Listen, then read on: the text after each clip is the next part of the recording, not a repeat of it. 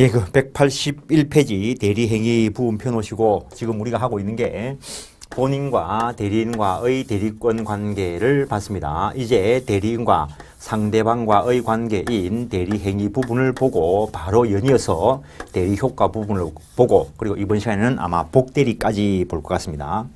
여튼 이때 대리행위다라고 하는 이것도 법률행위인데 대리인이 하는 법률행위로서 이게 매매일 수도 있고 정려나 여기도 역시 위임이나 임치 매매 정려 임대차 다 될 수 있습니다.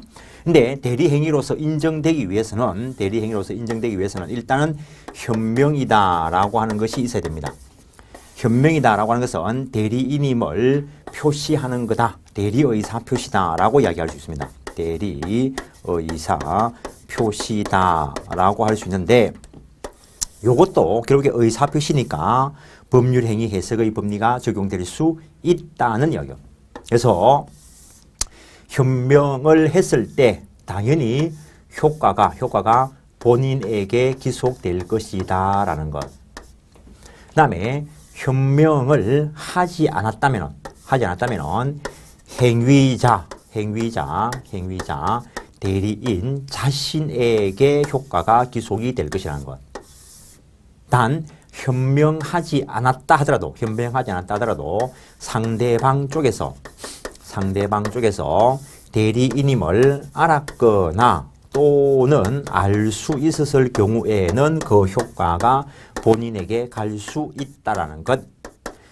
그런데 여기서 문제가 되는 게 실제로 이쪽 부분은 법 조문대로 처리해 버리면 되기 때문에 별 문제가 없는데 문제가 되는 게 오히려 이쪽입니다. 이쪽이 시험에 아주 깊이 있게 나왔는데 어떤 사람이 이 사람하고 어떤 관계에 있는지는 모르겠는데 누군가가 행위를 하면서 자기가 타인의 이름으로 계약서를 작성해서 원래 매매 등의 법률행위를 할 때 계약서 작성은 매매라는 법률행위의 성립요건도 아니고 효력요건도 아닙니다.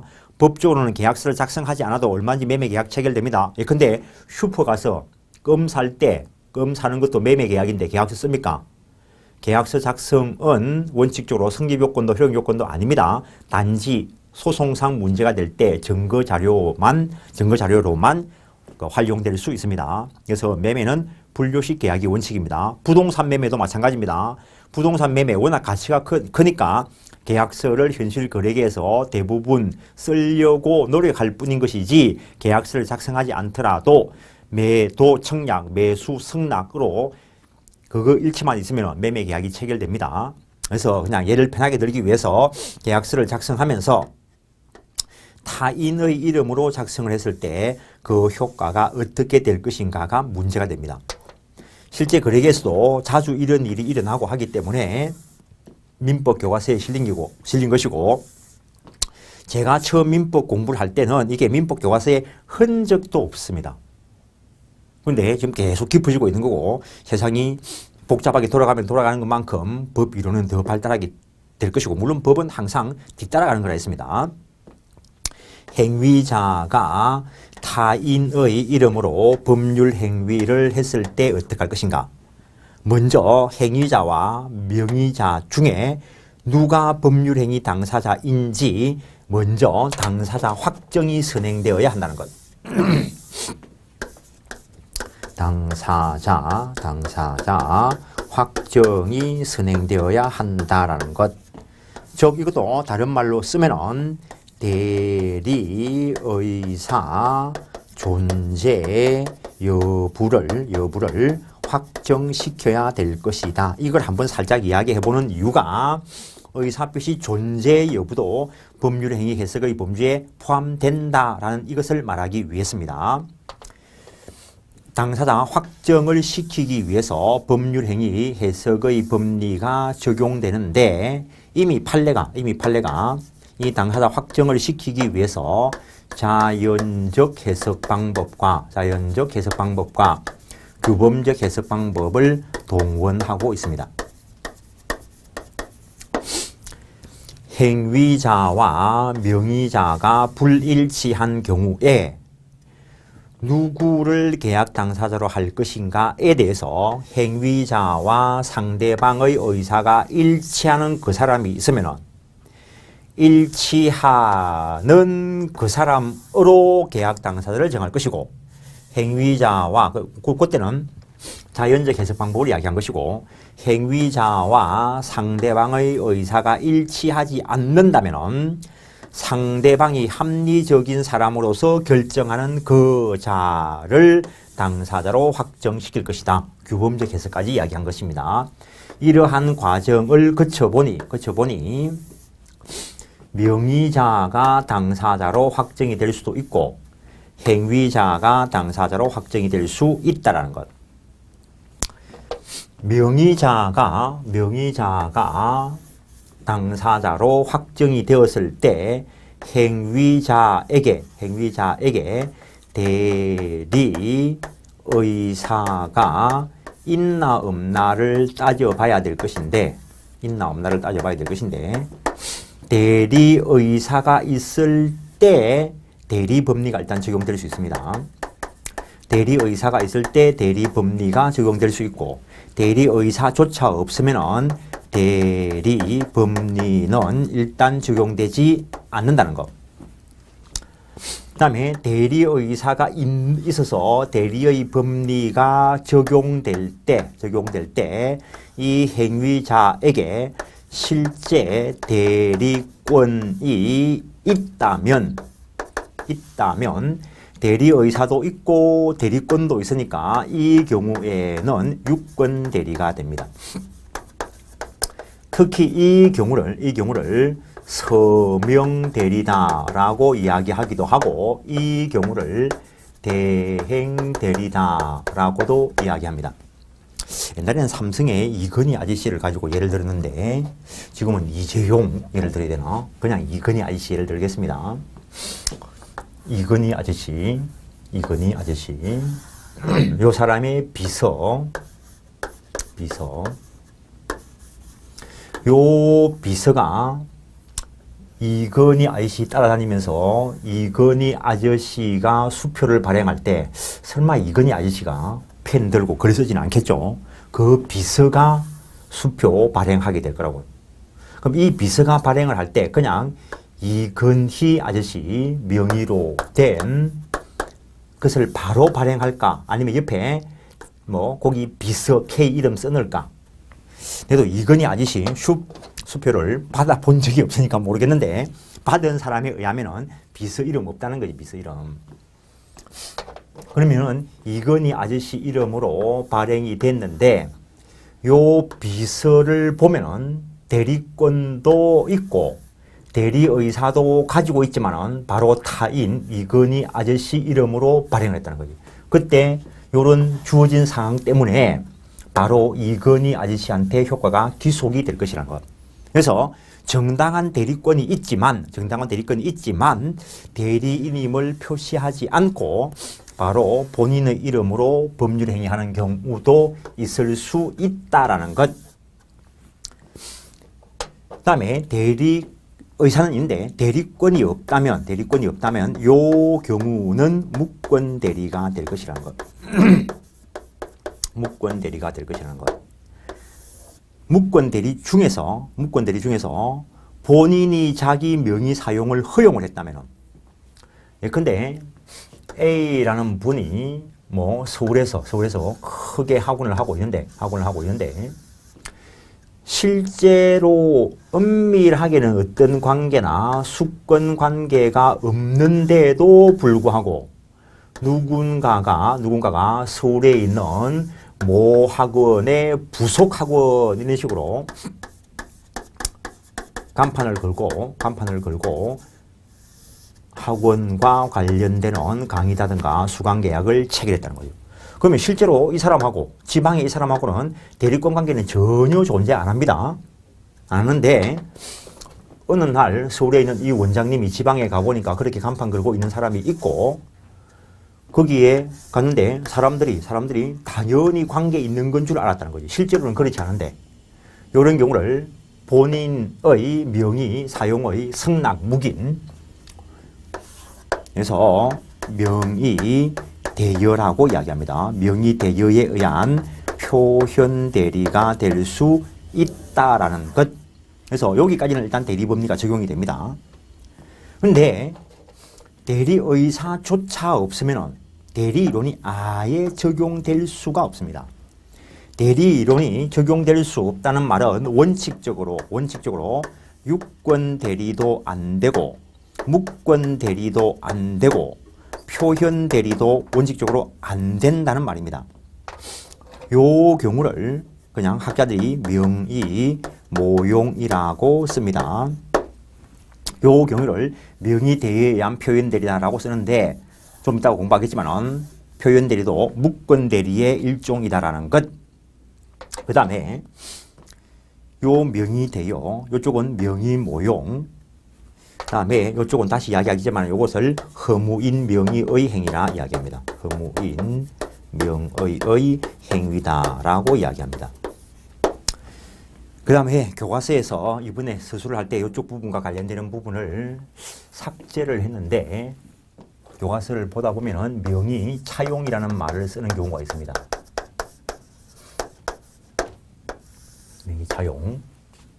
예컨대 A라는 사람이 돈을 주가지고 K한테 은행에 예금을 해라라고 이야기했습니다. 이때 원칙적인 예금주는 누구일까? 누구겠습니까? 실명 확인받은 K가 원칙적인 예금주입니다. 금융실명법 때문에 그렇습니다.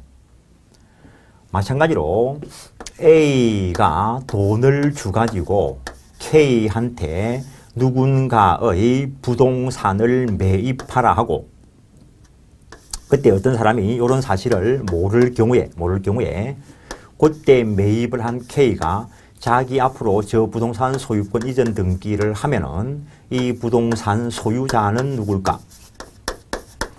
역시 이 경우에 K입니다. 부동산 실권이자 명의 등기에 관한 법률 때문에 그렇습니다. 그 다음에 이번에는 A라 하는 사람이 돈을 주가지고 K한테 주식을 매입을 해서 자기 명의로 가지고 있으라 했습니다. 그때 주주는 누구일까? 요 경우에는 금융실명법, 부동산실명법, 특별법이 있는데 아직까지 요 경우에는 특별법이 없습니다. 그러면 실제 주주는 누구라고 해야 될까? 이거는 실제 돈을 제공한 이 사람이라는 것. 그래서 이것 때문에 옛날에 여기서 흐르는 돈이 이쪽으로 많이 간 거죠. 그래서 용어 하나 정리한 겁니다. 명의 모용, 그 다음에 명의 대의한 표현 대리, 명의 모용, 허무인 명의의 행위, 그리고 명의 차용 나왔을 때 어디를 말하는가를 생각을 하고 그때 적용될 법리를 떠올리셔야 될 겁니다. 다음 명의 모용의 경우에는 대리의사도 없고 그래서 대리법리가 애초에 적용될 여지가 없기 때문에 유권대리나 무권대리나 표현대리 법리도 적용 안 되는 게 원칙이라는 거죠. 근데 저 부분이 심도 있게 시험에 출제된 적이 있고 당연히 내 교과서에 먼저 있었고 이번에 책을 하면서 요것만 지운다 한다고 생각을 했는데 요 관련되는 게 판례가 중요한 게 하나 날라갔습니다.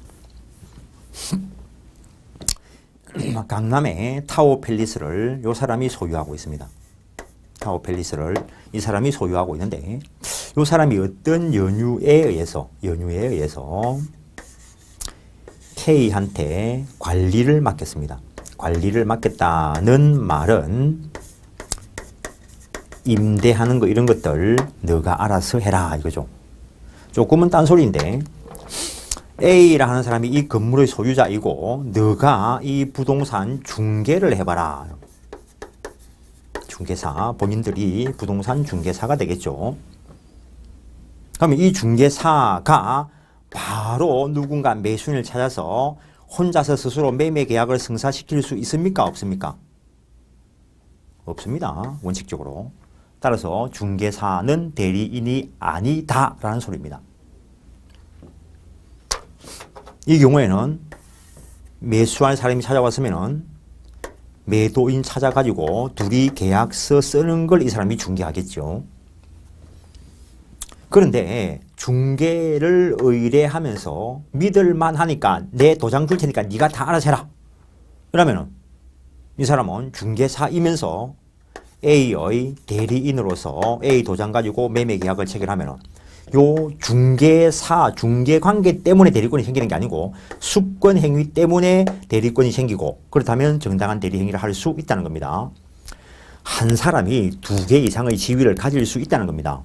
뇌를 놓고 보면은 아버지 입장에서 보면은 아들이고 내 아들 입장에서 보면은 아버지고 한 사람이 두 개 이상의 지위를 가질 수 있는 것이지 중개사가 무조건 곧 대리인이 되는 것은 아닙니다.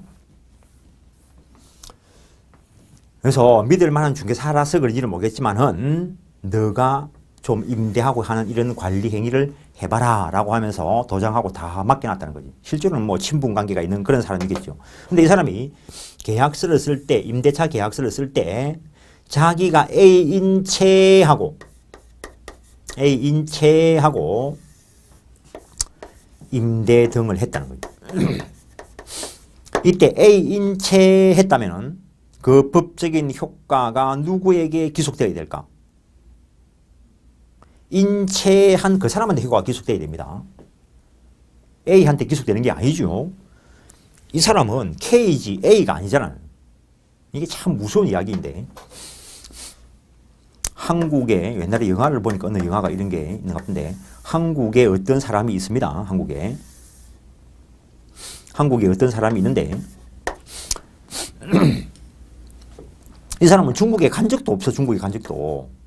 그런데 이 K라 하는 사람이 이 사람 인체하면서 중국에서 오만 나쁜 짓 다 하는 거지. 그래가지고 당한 이 중국에 있는 사람이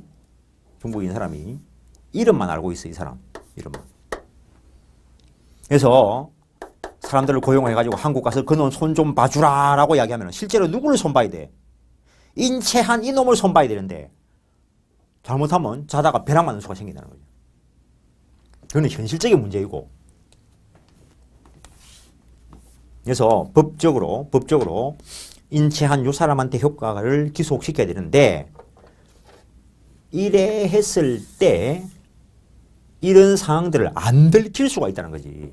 왜냐하면 이 사람은 이렇게 임대차 계약을 체결하고 A인 줄 알았고 돈 주고 그리고 임대 기간 동안 잘 사용을 했어. 이 사람은 A인체하고 돈을 받았지만 돈을 이 사람한테 보내주고 하면은 문제가 없다는 거지. 이게 강남에서 이런 사건이 생겼어요. 아직까지도 그 문제가 해결이 안 됐을 건데 강남의 어느 지역에 동네 하나가 솔랑 당했는데 많은 사람들이 이 건물을 소유하고 있는 거지. 많은 사람들이 그 동네에. 그리고 동네 중개사 아저씨가 뭐 상당히 친절하고 뭐 인사도 잘하고 했겠지. 그러니까는 임대와 관련되는 것을 요 사람한테 맡겼다는 거죠. 근데 이거는 월 차임 받는 임대를 맡겼는데 월 차임 받는 임대를 맡겼는데 조금 결합된 이야기인데 이 사람이 도장을 다 가지고 있는 거지. 도장을 다.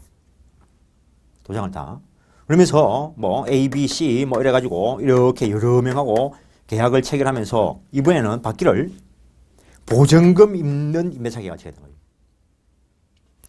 보증금 있는 임대차 계약을 체결하고 보증금을 다 받아가지고 큰 돈 다 자기가 가지고 있고 월 차임을 이렇게 줬다는 거지. 그러니까 이 사람들은 월 차임 받는 임대차인 줄 알았는데 실제로는 보증금 있는 임대차라는 거죠.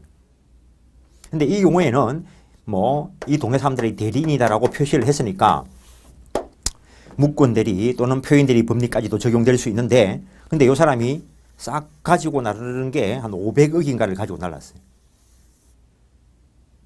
그러면 이 사람과 이 사람 누가 보호가 돼야 될 것인가? 그런 문제가 발생을 한다는 거죠. 대리 때문에 문제가 발생하는 경우도 있지만 상당히 편리한 제도이기 때문에 활용되고 있고 민법교과서에도 있는 겁니다. 어쨌든 이 경우에는 A인체한 그 사람한테 효과를 기속시켜야 될 것인데 이렇게 월 차임을 맡겼던 여기서 보증금 있는 임대차 계약을 체결했던 존속 기간 동안 안 들킬 거라고 서로 알아보지 않을 거니까 문제가 발생을 안 하니까. 그런데 이 사람이 A인 채 하면은 소유자인 A인 채 하면은 동네 사람들이 자기를 봐주는 눈빛도 다를 거라고. 그러니까 계속 A인 채 하는 거지. 그리고 아무 문제 없으니까 도장도 다 가지고 있으니까 의뢰의 A인 줄 알았다는 거지. 그래서 간이 배 밖에 나온 K 매매 계약을 체결하고 이전 등기까지 되게 만들었다는 거죠. 지금이야 강남타워 팰리스 얼마 하는 거 모르겠는데 그 당시 한 30억 했을 거구만. 그래서 이 30억을 K가 가지고 날랐다는 거죠. 등기는 여기에 가 있고 이 사람은 돈 한 푼도 받은 적이 없는데 이 사람과 이 사람 중에서 누가 보호돼야 될 것인가라는 거예요. 대리법리가 원칙적으로 적용 안 된다 했습니다. 그런데 이와 같은 정당한 이유가 있다면 즉 너가 믿지 못할 그놈한테 이런 걸 맡겨놔니까 이런 문제가 발생했다는 거죠. 그래서 정당한 이유가 있다면 126조 권한을 넘어선 표현대리 법리를 유추 적용한다라고 하는 게 판례 입장. 대리 법리가 직접 적용되는 거 아닙니다. 직접 적용될 사안이 아니기 때문에. 왜냐하면 현명을 안 했기 때문에 대리 법리가 적용되면 안 돼, 이거는. 원칙적으로는. 그래서 유추 적용한다라고 했는데 이게 일단 시험에 나온 적이 있고 그 앞에 사법시험에서 나왔습니다, 이거. 소수 의견은 이 경우에 126조 표현대리가 성립한다라고 했습니다. 사법시험이니까 거기까지 나왔을 거고 다수 의견은 126조를 유추 적용한다라고 했다는 것. 그 다음 남아있는 하나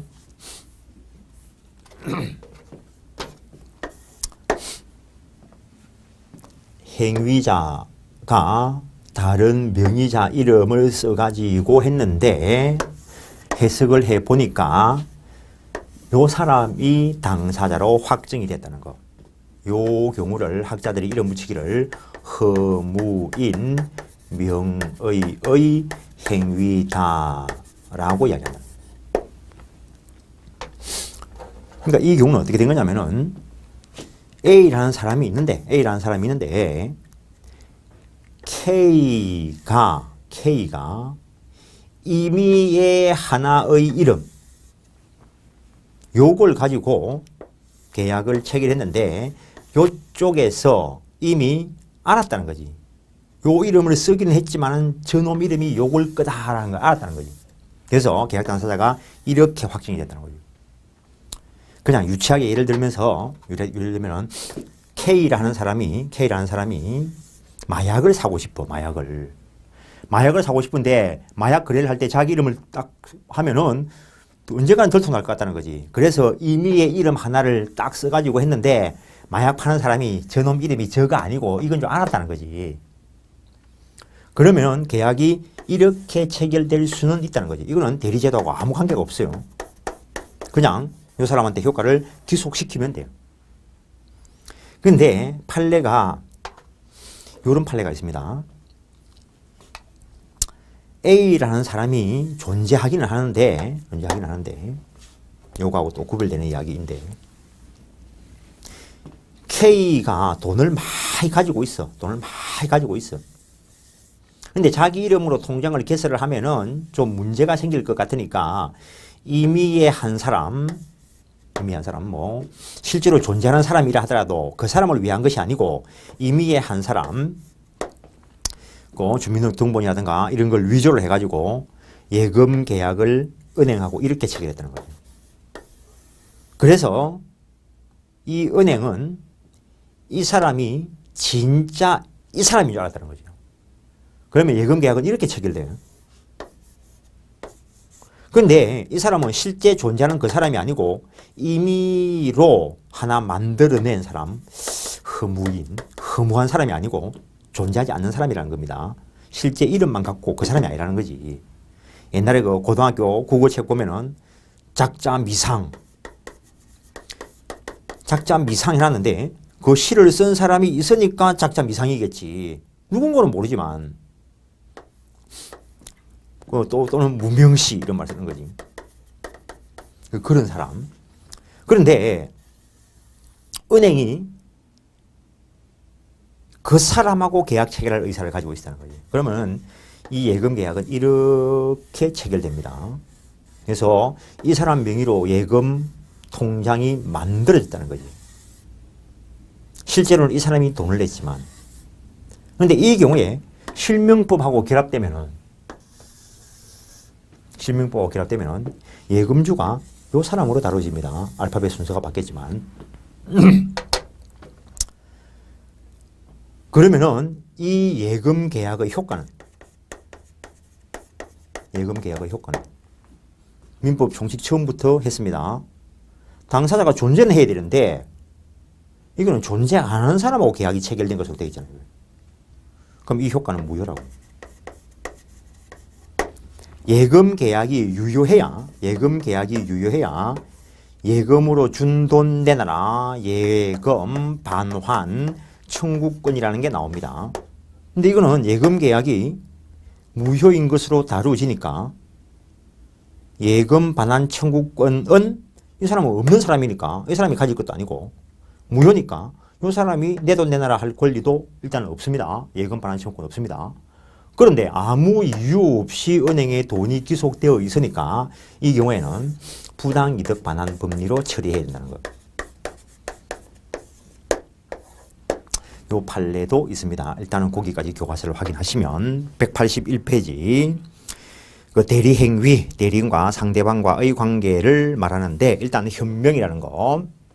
현명이라는 것은 자기가 대리인임을 표시하는 것을 말한다라는 것. 우리가 지금 하고 있는 게 민법, 일반법 하고 있습니다. 따라서 상법, 상행위에는 적용되지 않을 것이라는 거. 적용 범위와 관련돼서 저 뒤쪽에 가서 다시 한번 보기로 하고 현명한 특정한 방식을 요하지 않는다. 반드시 명함이나 계약서 이런 걸 내밀어야 되는 게 아니고 말로 해도 되고 주의 사정에 의해서 알려줘도 됩니다. 특정한 방식을 요하지 않는다는 것. 현명의 적용 범위, 민법상 대리행위는 현명주의가 원칙이다. 엄습행위는 엄격한 현명주의가 지배하는데 수동대리 이런 말이 나오면 알아들어야 된다는 겁니다. 능동대리라면 대리인 쪽에서 의사표시를 하는 것이고 수동대리라면 상대방 쪽에서 하는 것이니까 이쪽에서 현명할 것은 아니라는 거. 상대방 쪽에서 어떤 의사표시를 해야 될 것이고 그다음에 조합 같은 경우에는 신경 쓰지 마시고 상행위의 경우에는 비현명주의가 적용된다. 그 정도 상행위인 경우에는 현명하지 않더라도 효과가 본인에게 기속될 수 있다. 참 이런 자질자질한 까지 예를 들어가면 참 골치 아픈데 어떤 아저씨가 슈퍼를 운영해. 직원을 고용을 해. 그리고 그 아르바이트 학생이 물건을 팔아. 내가 물건 사러 가면은 이 아르바이트 학생이 내가 주인의 대리인이다 라고 하면서 물건 팔아. 그냥 내가 물건값 내면 알아서 그냥 받아. 즉 물건 파는 거 이거 상행위라는 거지. 상행위와 관련되는 수권이 있고 여기서 상행위와 관련된 대리행위를 할 때는 현명을 하지 않더라도 이런 상행위라는 것 사실 안에 본인이 이 사람이라는 걸 내가 본 적은 없어도 안다는 거지. 그래서 상행위의 경우에는 현명하지 않더라도 그러니까 그 조합 자체가 중요한 게 아니고 상행위라는 말이 중요합니다. 상행위의 경우에는 현명하지 않더라도 본인에게 효과가 기속이 된다는 것. 따라서 이 산 물건에 하자가 있어가지고 소송 들어가려고 하면 이 사람을 대상으로 들어가야 된다는 거. 어쨌든 상행위에는 현명주의가 적용되지 않는다. 상법인데 왜 하냐고 우리 시험에 나온 적이 있어요. 그 다음에 부부간의 일상가사 대리권의 경우에도 현명하지 않아도 된다는 것. 현명하지 않은 행위의 효과, 원칙적으로 행위자 자신에게 기속이 된다는 것. 단 상대방 쪽에서 대리인임을 알았거나 알 수 있을 경우에는 본인에게 효과가 기속된다는 것. 그 다음에 타인의 명의를 사용한 법률 행위, 요거 이야기합니다. 행위자가 타인의 명의를 써서 법률 행위를 했을 때 먼저 당사자 확정의 문제가 선행되어야 된다는 것. 판례가 이미 그렇게 이야기하고 있습니다. 이 당사자 확정의 문제가 여러 곳에서 작용되고 있고 참 15년 26회 공인중개사 시험에서 이거 시험 나왔습니다. 내 책은 10년 전에 썼고 10년 전에 어쨌든 행위자와 상대방의 의사가 일치하면 일치한 그 자를 계약 당사자로 확정을 하고 일치하지 않는다면 상대방이 합리적인 사람으로서 결정하는 그 자를 계약 당사자로 정해야 된다는 거. 이분의 이 부분이 아주 심도 깊게 나왔습니다. 다른 쪽하고 결합돼 가지고 모르는 사람이 봤으면 이 문제가 나온 줄도 모를 수 있습니다. 그래서 혹시 시험 치신 분들이 듣고 있으면 자기가 나온 줄 알면 실력이 좀 괜찮은 사람, 많이 괜찮은 사람입니다. 나온 줄도 모르면 공부를 잘못했다는 거죠. 항상 이야기하지만 열심히 하는 게 중요한 게 아니고 제대로 하는 게 중요합니다. 명의자가 당사자로 확정이 된 경우, 즉 명의자가 당사자로 확정이 된 경우 행위자에게 대리의사가 있고 대리권이 있다면 행위자에게 대리의사가 있고 대리권도 있다면 유권대리라는 거지. 따라서 일정한 경우에 대리인은 바로 본인 명의로 대리행위를 하는 수도 있다. 이렇게 말이 결합됩니다. 행위자에게 대리의사가 있지만 대리권이 없는 경우, 대리의사는 있는데 대리권이 없으면 무권대리가 됩니다. 이걸 일단 무권대리인데 본인 쪽에서 그 명의 사용을 승낙하거나 묵인했다면 그 부분을 명의대여에 의한 표현대리다라고 이름 붙이기도 한다는 것. 행위자에게 대리의사도 없고 대리권도 없는 경우 행위자에게 대리의사도 없고 대리권도 당연히 없겠죠. 그러면 그 경우에 대리법리가 적용 안 된다라는 것. 거기 보면은 참 세상에 그런 일이 있다는 거죠. 그것도 70년대에 부인이 남편을 데리고 간 게 아니고 제3자를 데리고 가가지고 도장은 부인이니까 남편 도장 다 들고 있을 거고 남편 인체하게 하면서 남편 명의의 부동산을 처분했다면 대리권 없죠. 부부간의 일상가사 대리권은 생활 비용 드는 거 음식물 사고 하는 일상가사적인 부분에서 유권 대리권 인정되는 것이지 일상가사적인 부분이 아닌 부분에 대해서는 무권입니다. 그때 했다면 대리의사도 없고 대리권도 없으니까 대리행위는 성립하지 않는다는 거. 그게 원칙이라는 거죠. 그래서 요 경우에는 대리법리가 적용 안 된다는 거. 근데 그 밑에 요 한 줄, 원래 이쪽에 요거하고 한 2페이지 정도의 내용이 있었는데 양을 줄이다가 요쪽 부분까지 날아갔는데 그래서 그 자리에 거기 3번에 183페이지 양갈로 3번에 반갈로 3번 행위자에게 대리의사도 없고 대리권도 없는 경우 소위 명의모용 거기 빈자리에 단 정당한 이유가 있다면 타오페리스 사건이라고 살짝 해놓으시고 126조 권한을 넘어선 표현 대리가 유추 적용될 수 있다. 단 정당한 이유가 있다면 126조 권한을 넘어선 표현 대리 법리가 유추 적용될 수 있다. 다시 한번 단 정당한 이유가 있다면 126조 권한을 넘어선 표현 대리 법리가 유추 적용될 수 있다는 게 대법원 판례 다수 의견. 그 다음에 행위자가 당사자로 확정된 경우 허무인 명의를 사용했는데 어쨌든 이 경우에는 행위자가 당사자로 확정이 됐으니까 행위자의 행위가 됩니다. 그 다음에 요 대리행위의 하자는 누구를 기준으로 결정할 것인가?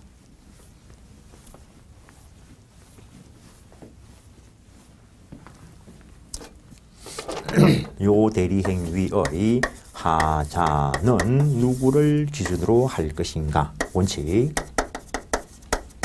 요 행위 부분의 하자니까 요 사람 대리인을 기준으로 해야 된다. 예외적으로 본인이 알았거나 또는 알 수 있던 사정에 대해서는 대리인의 부지를 주장하지 못한다. 그래서 법 조문은 간단합니다. 간단한데 실제 저게 결합돼 나오는 게 장난이 아니라는 거죠.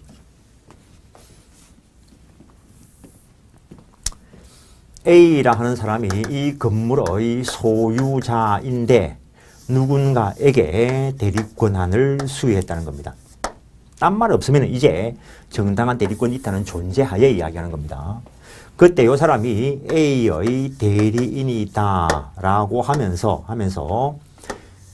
정상적인 매매 계약을 체결했다면 매매에 따른 효과가 이렇게 기속이 될 것인데 여기서 비진이 표시를 했다면 대리인 쪽에서 비진이 표시를 했다면 물론 상대방이 비진이 표시를 할 수도 있습니다. 예를 들어서 K는 A의 대리인으로서 B한테 정려할 의사가 없음에도 불구하고 정려 의사를 표시했다면 효과는 원칙은 대리인을 기준으로 결정한다 했습니다. 그럼 이 효과는 원칙적으로 유효하다는 거죠. 유효하다. 그러면 이 상대방은 요 A에 대해서 이전 등기 청구할 수 있다는 거. 당 상대방 쪽에서 이러한 대리인의 비진이임을 알았거나 또는 알 수 있었다면 그 효과가 무효이기 때문에 이 B는 A한테 이행 청구하지 못할 것이라는 것. A가 이렇게 숙권을 했는데 즉 이 사람이 A의 대리인으로서 의사 표시를 하면은 효과가 이렇게 기속이 될 것인데 이번에는 이 상대방 쪽에서 요렇게 사기 강박을 해가지고 사기 강박 당한 자가 하자 있는 의사 표시를 하면은 효과가 이렇게 기속될 것이기 때문에 취소권은 본인이 가진다는 것. 이번에는 A라는 사람이 이렇게 숙권을 했는데 이 사람이 A의 대리인이다 라고 하는데 이번에는 이 상대방 쪽에서 이렇게 사기 강박을 했다는 거죠. 그래서 거래를 하면은 효과가 이렇게 기속될 것이기 때문에 이 경우에는 본인이 알았든 몰랐든 상관없이 상대방은 본인을 대상으로 취소권 행사하면 된다는 것. 그래서 원칙은 대리인을 기준으로 한다는 거. 그러나 본인이 알았거나 알 수 있던 사정은 대리인의 부지를 주장하지 못한다는 거. 그래서 A라는 사람이 이렇게 숙권을 해놓고 이 사람이 A의 대리인으로서 거래할 준비가 다 되어 있는데 이번에는 요 상대방한테 본인이 사기 강박을 했어요. 그래서 쪼라가 이렇게 거래를 하면은 여기서 행해진 효과가 본인에게 기속이 될 것인데 그럼 여기에는 일단 원칙은 하자가 없어요. 요 자체에는. 그러나 본인이 알았거나 알 수 있었던 사정은 대리인의 부지를 주장하지 못한다라고 했으니까 이 상대방은 본인에 대해서 취소권 행사할 수 있다는 것. 그런데 반대로 A라는 사람이 이 건물의 소유자이고 이렇게 숙권을 해놨는데 이 사람이 A의 대리인으로서 거래를 하려고 하는데 이 상대방 쪽에서 이렇게 사기 강박을 했어. 그런데 대리인은 적을 알 리도 없고 그래서 아무런 하자 없이 이렇게 행위를 하면은 이 행위 자체에는 아무 문제가 없습니다. 그래서 이거는 완전히 유효한 효과가 본인에게 기속되고 따라서 이 경우에는 본인이 취소권 가질 거 없습니다. 이거는 이 행위에 아무런 영향을 미치지 못했기 때문에. 그런데 이미 우리 시험이 이 단계를 뛰어넘어서 지금 이야기할 게 나온 것도 있습니다. 나온 적도 있습니다.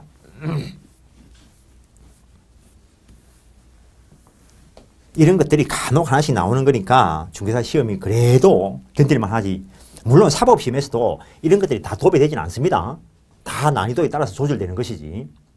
A라는 사람이 이 건물의 소유자이고 누군가에게 이렇게 숙권을 해서 이 사람이 A의 대리인으로서 이 물건을 팔려고 하고 있는데 어떤 사람한테 이렇게 사기 강박 제3자 여기에는 관계에 있는 사람이 아니라는 거죠. 제3자가 사기 강박 해가지고 실제 이 건물 사봐야 돈 되지도 않을 것 같은데 어떤 사람이 야, 그거 사나면 돈 될 거다 하니까 돈 벌기 위해서 이렇게 매매 계약 체결해서 이렇게 효과가 기속이 되면 원칙적으로 여기 일단 자체에는 하자가 없습니다. 여기는 원칙적으로 하자가 없습니다. 그런데 110조 2항을 떠올려 보십시오. 110조 2항. 제3자의 사기 강박에 의해서 상대방 있는 의사표시를 했을 때는 그 상대방 쪽에서 제3자의 사기 강박 사실을 알았거나 또는 알 수 있었을 때 취소할 수 있고 그 다음에 대리행위의 하자와 관련해서 본인 쪽에서 요 사실을 알았거나 또는 알 수 있었을 때 대리인의 부지를 주장하지 못한다라고 해놨으니까 제3자의 사기 강박에 의해서 상대방이 대리인과 거래를 했다면 본인 또는 대리인이 제3자의 사기 강박 사실을 알았거나 알 수 있었을 때 이 상대방은 본인에 대해서 취소할 수 있다라는 결론이 나온다는 것. 요 자체가 한번 시험에 나온 적이 있습니다. 그 다음에 지난해에도 하나 시험에 나왔고 앞에서 하고 왔었을 텐데 그러니까 26회 시험에 나왔다는 겁니다. A라는 사람이 이 부동산을 누군가와 매매 계약을 체결하고 중도금 이상이 지급되었는데 그 이후에 다른 사람에게 매매를 하고 소유권 이전 등기해줄 때 이 사람은 원칙적으로 유효하게 권리를 취득한다 했습니다. 그러나 이 제2 매수인이 매도인의 배임 행위에 적극 가담했을 때는 반사회적인 것으로서 무효다라고 했는데 이때 이 사람이 누군가에게 숙권을 해서 대리인을 내세워서 거래하는데 이 사람이 C의 대리인으로서 적극 가담을 했다면 효과는 적극 가담한 대리인을 기준으로 해서 무효가 될 것이고 따라서 이 사람은 이전 등기 청구권 없다라는 것. 요게 그 26회 시험에 나왔었고 또 예전에 나온 적이 있는 게 불공정한 법률행위와 관련해서 그냥 간단하게 결론만 이야기합니다. 대리인을 통해서 거래했을 때는 궁박은 본인 기준, 경솔, 무경음은 대리인 기준 그 정도 하시고 그 다음에 매도인의 담보 책임과 관련돼서 이런 일이 있은 적이 있습니다. A라는 사람이 누군가에게 숙권을 해서 이 사람이 A의 대리인으로서 거래를 하는데 누군가의 물건을 매입을 했다는 것. 그럼 효과가 이렇게 기속이 될 것인데 이 물건에 하자가 있다는 것. 그러면 하자 담보 책임을 묻기 위해서는 어떤 요건이 구비가 돼야 되는가? 이 사람이 알았으면은 그에 따른 효과가 본인에게 기속될 것이고 본인이 알았거나 알 수 있었던 것은 대리인의 부지를 주장하지 못하니까 결론적으로는 이때는 본인과 대리인 둘 다가 이 하자에 대해서 선이 무과실이어야 본인은 상대방에 대해서 하자담보 책임을 물을 수 있다는 것. 참 글로 써놓은 거 몇 개 아닌 것 같은데 일단 183페이지 대리행위의 하자 원칙적으로 대리인을 표준으로 결정한다는 거 116조 1항 넘기시면 116조 2항에서 특정한 법률행위를 위임한 경우에 이때 위임의 범위를 아주 광범위하게 해석하니까 큰 의미 없습니다. 대리인이 본인의 지시에 따라 그것도 아주 넓게 해석하니까 큰 의미 없고 지시에 따라 행위를 한 때에는 본인은 자기가 안 사정 또는 과실로 인하여 알지 못한 사정에 대해서 대리인의 부지를 주장하지 못한다는 것. 그래서 본인이 알았거나 알 수 있었던 사정에 대해서는 대리인의 부지를 주장하지 못한다라는 것. 구체 고찰해서 길게 늘어놨는데 설명은 다 된 거니까 한번 읽어보시고 그 다음에 대리인의 능력이 문제가 됩니다. 원래 조문상으로는 대리인의 능력이 먼저 있을 건데 아마 아닙니다. 그 순서대로 일단 잡아놨는데 대리인의 능력 옛날에는 대리인은 행위 능력자임을 요하지 않는다라고 했는데 대리인은 제한 능력자라도 상관이 없다는 거 앞의 시간에서 말씀드린 적이 있는데 원칙은 임의 대리와 관련됐습니다. 임의 대리와 관련돼서 법정 대리의 경우에는 법정 대리권 발생 조문에서 행위 능력자인 걸 대체로 전제를 하고 있습니다.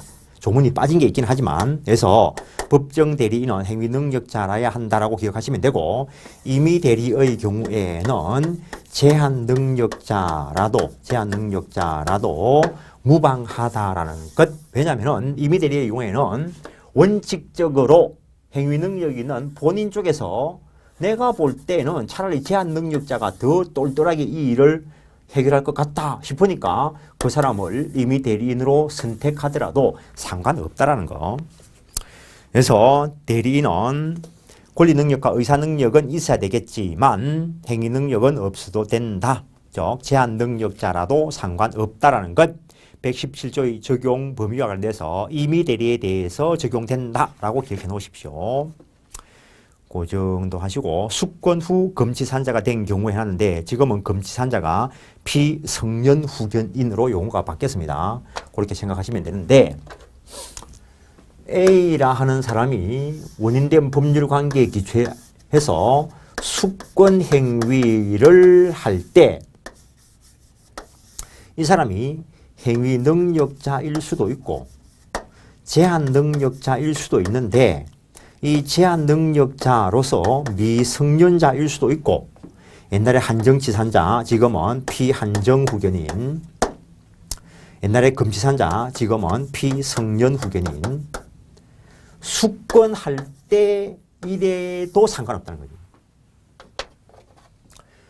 여기서 조금 더 한 단계 더 들어가 보면은 이 원인된 법률 관계, 예컨대 위임 관계를 맺을 때 이 사람이 행위 능력자일 수도 있고 제한 능력자일 수도 있는데 이 제한 능력자로서 미성년자일 수도 있고 피한정 후견인일 수도 있고 피성년 후견인일 수도 있는데 이 위임의 법률 행위, 위임이라는 법률 행위 계약을 체결할 때 이쪽이 제한 능력자라면 여기에는 취소 사유가 있다는 거죠. 그런데 대리인은 제한 능력자라도 무방하다 그 말은 숙권 행위를 할 때 이 사람이 제한 능력자라 하더라도 여기에는 문제가 없다는 거죠. 여기에는. 앞에 시간에서 잠깐 이야기한 적이 있습니다. 근데 요 상태의 사람들이 A의 대리인으로서 매매 계약을 체결한다는 겁니다. 매매 계약을. 그때 숙권 받을 때 능력자였던 사람이 내나 능력자일 수도 있고 숙권 받을 때 제한 능력자였던 그 사람이 제한 능력자라 하더라도 대리인은 제한 능력자라도 상관없으니까 이 행위에 하자가 없어요. 그래서 여기서 매매 계약을 체결하면 정상적인 효과가 이렇게 기속이 되고 거기에 따른 이전 등기 청구권 등이 인정된다는 거. 차후에 이쪽이 제한 능력을 이유로 취소되었을 때 그 취소 효력이 여기에 당연히 미친다라고 이야기하면은 유인행위라는 말이 되는 것이고 그것이 취소되더라도 기왕에 행해진 행위에 영향을 미치지 않는다라고 해서 거래 안전을 보장하고자 하는 무인설이 여기서는 일반적이라는 것. 지난 시간에도 잠깐 했습니다. 근데 여기서 요 대리권이 발생을 할 때 제한 능력자 피성년 후견인이어도 상관없다는 거죠.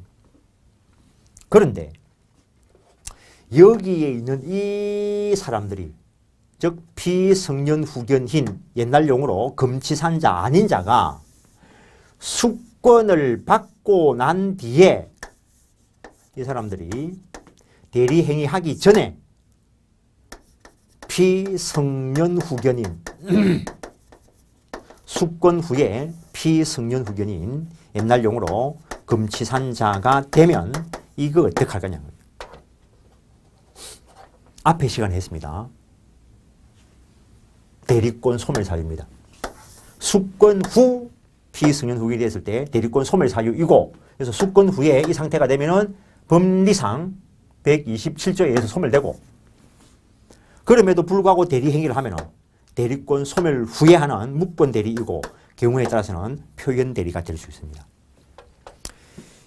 그 다음에 대리행위의 효과 여기서 대리인으로서 매매 계약을 체결하면은 이 부동산에 대해서 매매에 따른 효과가 이렇게 기속될 것이니까 여기에 하자가 없다면은 이 사람은 이전 등기 청구권, 이 사람은 대금 지급 청구권을 가진다라는 것. 법률 행위와 관련된 본질적인 효과, 즉 매매에 따른 효과. 그 다음에 이 사람이 이렇게 사기 강박을 함으로써 발생한 취소권, 부수적인 효과도 본인이 가질 거라는 것. 매매계약 체결 후 대금을 지급하지 않아서 일정한 요건 하에 해제할 수 있는 해제권도 본인이 가질 것이지 대리인이 당연히 가질 것은 아니라는 거. 당연히 임의대리와 관련된 이야기이고, 그다음에 불법행위는 대리되지 않는다. 그 말은 이 사람이 불법행위 했으면 불법행위에 따른 손해배상 청구권은 이렇게 가야 된다는 거.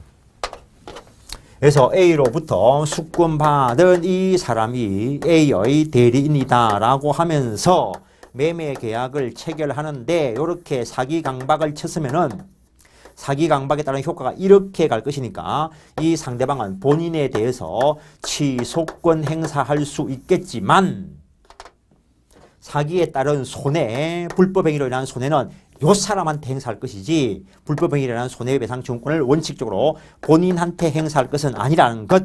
단 민법 756조가 적용되면은 사용자 책임에 따라서 불법행위 책임을 물을 수 있다는 거. 그것도 불법행위 책임이지 법률행위 책임이 아닙니다. 사용자 책임일 때 사용자와 피용자의 책임은 부진정견대 그냥 하나 들어놓으시는 거고, 그 다음에 본인의 능력.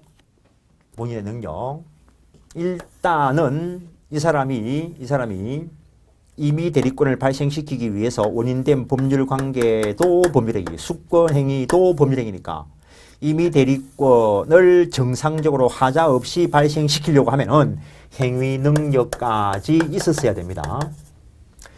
정상적으로 대리권이 발생한 후 행위 능력이 제한되더라도, 제한 능력자가 되더라도, 의사 무능력자가 되더라도 이 그대로 존재합니다. 대리권 소멸 사유에 있어서 본인의 사망이 들어있었지, 그럼 사망 안 하면은 권리 능력은 있다는 겁니다. 발생시킬 때는 완벽한 행위 능력이 있어야 되지만 발생하고 난 뒤에 권리 능력만 있다면 이 대리권 관계는 그대로 존속하고 효과 기속받을 때는 권리 능력만 있으면 문제 없다는 이야기가 됩니다. 그 정도 하시고 187페이지 복대리를 보시는데,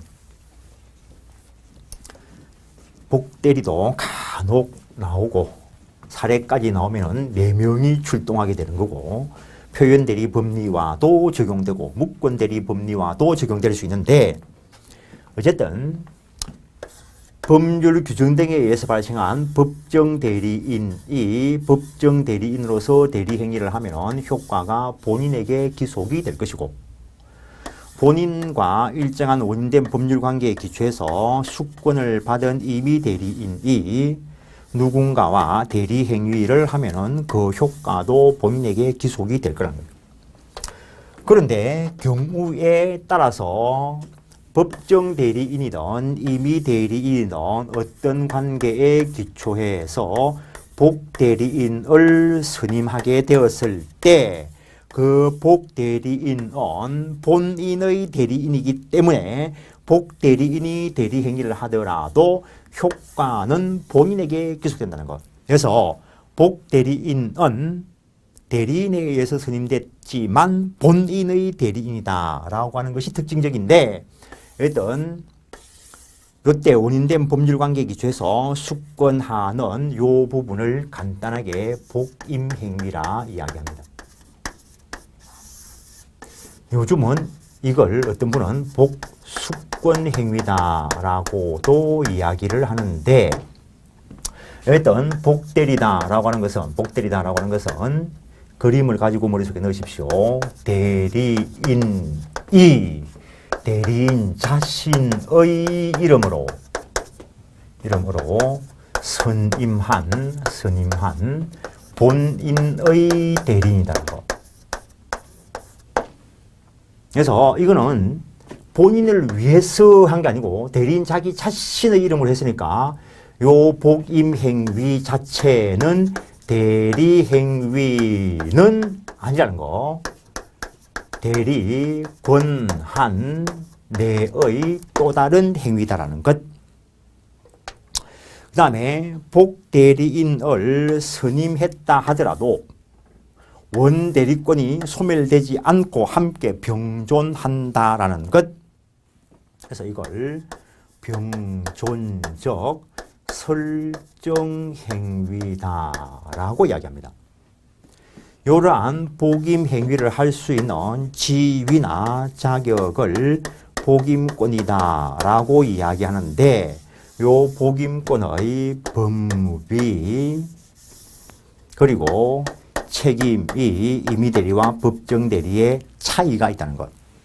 일단 복대리인을 선임할 수 있는 지위나 자격을 복임권이다라고 이야기하는데 법정대리의 경우에 법정대리권을 발생시키는 이 규정들은 전부 강행 규정입니다.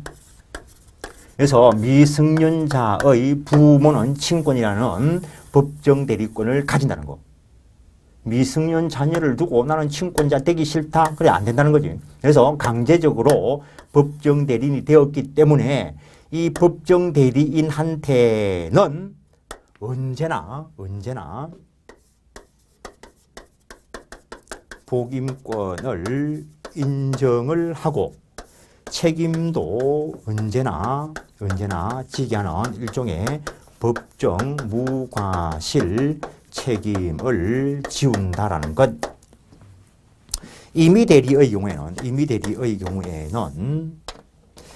요 사람이 야 친구 너 내 집 한번 팔아줄래? 라고 했을 때 자기가 팔 능력이 안 되면 나는 안 되겠다. 딴 사람 선택해라. 라고 할 수 있었습니다. 그럼에도 불구하고 타인의 대리인으로서 하기로 했다면 자기 스스로 이 일을 완성시켜주는 것이 원칙일 것이기 때문에 임의 대리인은 원칙적으로 복임권 없다라는 것. 예외적으로 본인의 성낙이 있거나 또는 부득이한 사유가 있다면은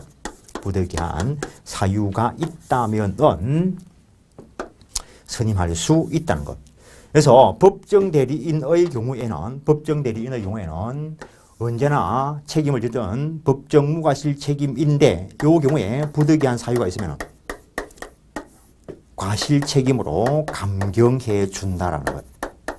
그런데 임의대리의 경우에는 원칙적으로는 복임권이 없고 예외적으로 승낙이나 부득이한 사유가 있을 때 책임을 지는 과실 책임을 지우는 것이 원칙이다라는 것.